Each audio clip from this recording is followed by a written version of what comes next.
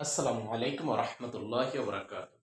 সুপ্রিয় বন্ধুরা, আমরা যারা চাকরির প্রত্যাশী আছি বা চাকরির পরীক্ষার জন্য প্রস্তুতি নিচ্ছি, আমাদের সকলেরই একটি কমন জায়গা রয়েছে যেখান থেকে ১ মার্কের প্রশ্ন 100% থাকে। অর্থাৎ যেকোনো চাকরির পরীক্ষায় এইখান থেকে আপনার প্রশ্ন থাকবে। আজকের ভিডিওতে সংক্ষিপ্ত পরিসরে কিভাবে আপনি ১ মার্ক নিশ্চিত করবেন সে বিষয়টি জানবো। প্রাইমারি, ব্যাংক, বিসিএস এছাড়া ১১ তম থেকে ১৬ তম গ্রেড, ২০ তম গ্রেড সকল চাকরি পরীক্ষায় এখান থেকে ১ মার্কের প্রশ্ন এসে থাকে। টপিকসটি হচ্ছে ভাষা আন্দোলন ভিত্তিক রচনা। অর্থাৎ ভাষা আন্দোলনের উপর রচিত হয়ে যে সমস্ত গ্রন্থ রচনা হয়েছে বাংলা সাহিত্যে, সেখান থেকে আমাদের প্রত্যেক পরীক্ষায় আমরা দেখতে পাই। আসলে আমরা শুরু করি, দেখি এখান থেকে কি ধরনের প্রশ্ন আসে। মাত্র ৩ থেকে ৪ মিনিটের ভিডিওতে আপনি ১ মার্ক নিশ্চিত করবেন। প্রথম যে বিষয়টা সেটা হচ্ছে উপন্যাস আসে। উপন্যাস উপন্যাস থেকে পরীক্ষায় প্রশ্ন আসে যে ভাষা আন্দোলন ভিত্তিক নিচের কোনটি ভাষা আন্দোলন ভিত্তিক উপন্যাস। যেমন আমরা জানি আরেক ফাল্গুন ভাষা আন্দোলন ভিত্তিক উপন্যাস। আরেক ফাল্গুন ভাষা আন্দোলন ভিত্তিক উপন্যাস, এই একটা উপন্যাস।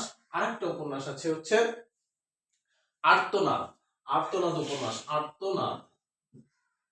আর্তনাদ। এখন এখান থেকে প্রশ্ন আসবে কিভাবে, যে ভাষা আন্দোলন ভিত্তিক উপন্যাস কোনটি। আরেক ফাল্গুন কে লিখেছেন? জহির রায়হান। কে লিখেছেন? জহির রায়হান। এটি হচ্ছে ভাষা আন্দোলন ভিত্তিক প্রথম উপন্যাস। ভাষা আন্দোলন ভিত্তিক বাংলা সাহিত্যে প্রথম উপন্যাস হচ্ছে জহির রায়হানের লেখা আরেক ফাল্গুন। এটি ১৯৬৯ সালে প্রকাশিত হয়। ১৯৬৯ সালে এটা প্রকাশিত হয়। এরপর আর্তনাদ যে উপন্যাসটি, এই উপন্যাসটি লিখেছেন কে? এই উপন্যাসটি লিখেছেন শওকত ওসমান। শওকত ওসমান হচ্ছে আর্তনাদ উপন্যাসটি রচনা করেছেন শওকত ওসমান। তাহলে ভাষা আন্দোলনের উপর এই দুইটি উপন্যাসই আমাদের জন্য সবথেকে বেশি গুরুত্বপূর্ণ। এরপরে আমাদের যেটা জানবো সেটা হচ্ছে ভাষা আন্দোলনের উপর ছোট গল্প। ভাষা আন্দোলনের উপর ছোট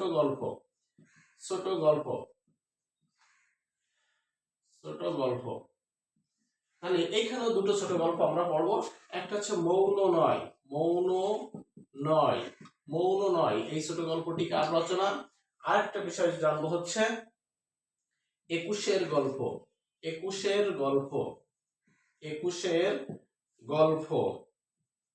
কে লিখেছেন।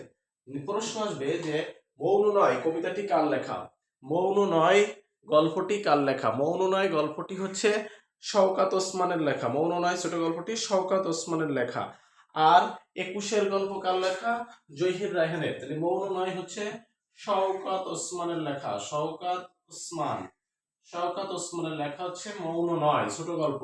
একুশের গল্প ছোট গল্পটি কার লেখা? জহির রায়হানের লেখা। জহির রায়হানের লেখা ছোট গল্প। একুশের গল্প এই ভাষা আন্দোলন ভিত্তিক প্রশ্ন, ভাষা আন্দোলন ভিত্তিক একুশের গল্পটি রচনাটি কার লেখা? এটা হচ্ছে জহির রায়হানের লেখা। এরপরে আসবে হচ্ছে নাটক। একটি নাটক আছে, যে নাটকের নামটা বারবার আমাদের পরীক্ষায় আসে। সে নাটকটা হচ্ছে কি? নাটক হচ্ছে মুনীর চৌধুরী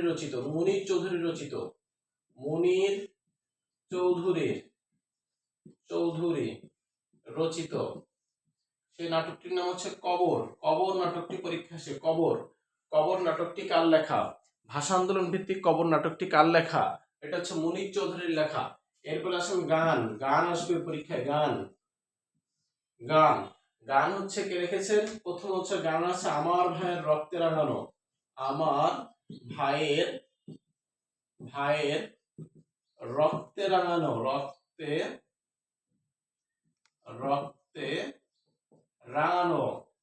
এই গানটি কার লেখা? আমার ভাইয়ের রক্তে রাঙানো গানটি লিখেছেন হচ্ছে আব্দুল গফফার চৌধুরী।